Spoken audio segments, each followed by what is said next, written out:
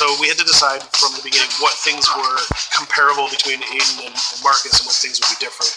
We focused on parkour. We wanted Marcus to be a lot better at parkour than Aiden. And we're not talking about just like climbing on things, but like being able to like flow and chain moves together. So he's a pretty good fighter. He's got some interesting quirks too. He's a more expressive guy. We've tried really crazy. We got it.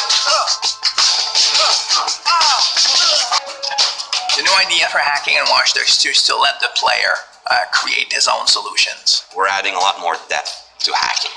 So you have a lot more control, a lot more flexibility in how you hack the world. So one big category of hacking in Watchdog 2 is the entire branch of pushing remote controls to its limit. One of the big things on Watch Dogs is hacking vehicles.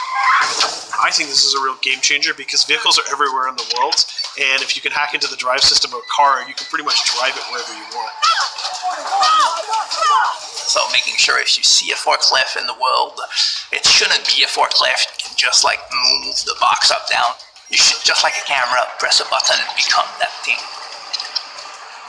One of the core things that we're doing is we're opening up the game with Watch Dogs 2. You can hack every character. You can hack every car in the game.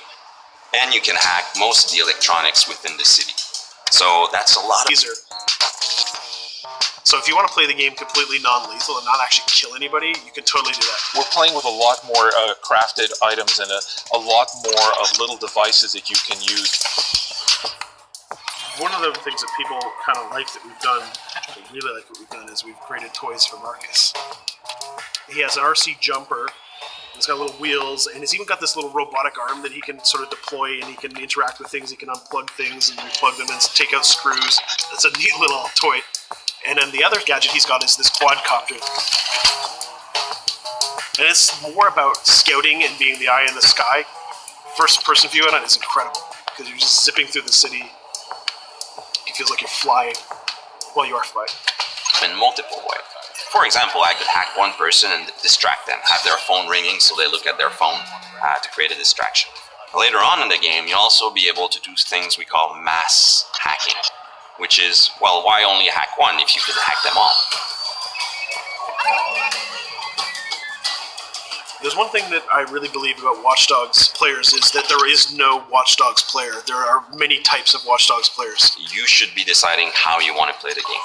So that means you can play a mission full gun blazing, that's the way you like to play, full stealth, or through hacking only, project yourself in computers, take control of electronics, influence people, and try to get to your goal that way.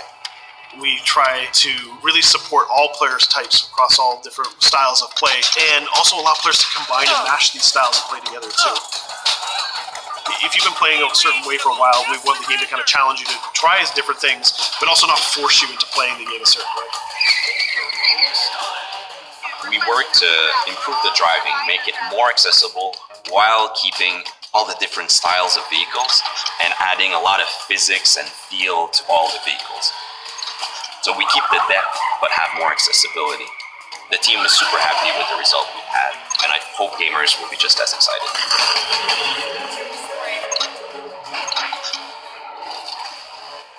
We are very excited by the potential of what we call seamless online. We start doing that in Watch Dogs 1, so we're expanding on that. Cross path with friends in the city. So you playing in single player and you're crossing path with another player who's also playing in single player. Both of you are members of DedSec, so you're friends, and you can just walk up to each other, you'll say hello, hit the button, and form a co-op team. And what we're going to be showing in the next couple of months is an example of how those things work together to create magical gameplay moments.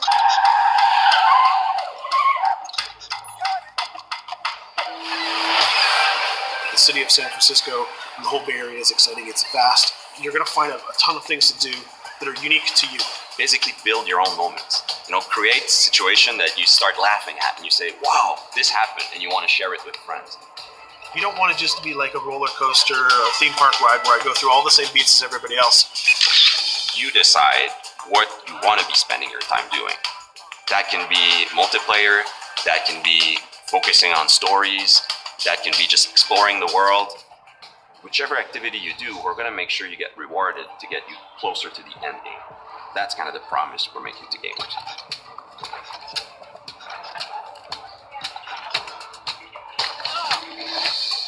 You always know when something starts to click, it starts to work. Everything changes. You stop seeing individual components, animations, or texture maps, or vehicles. You just start to see the experience as a whole. It changes on the floor. People get excited about it. This is it. It exists.